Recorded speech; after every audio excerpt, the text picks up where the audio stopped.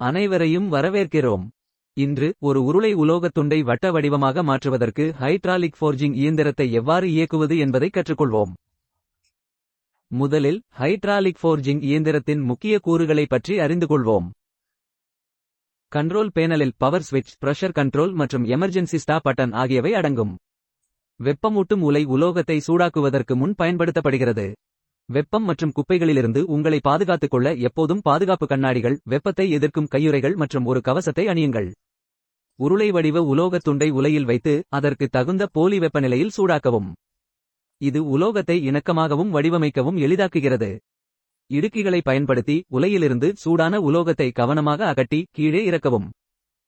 மோசடி செயல்முறையை தொடங்க சுழற்சி தொடக்க பொத்தானை அழுத்தவும்.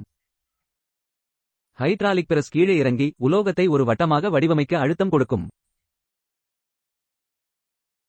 உலோகம் இறக்கும் வடிவத்திற்கு இணங்கும் வரை அச்சகம் தொடர்ச்சியான அழுத்தத்தை பயன்படுத்தும். இதற்கு சில நிமிடங்கள் ஆகலாம். சுழற்சி முடிந்ததும் பத்திரிகை தானாகவே பின்வாங்கும்.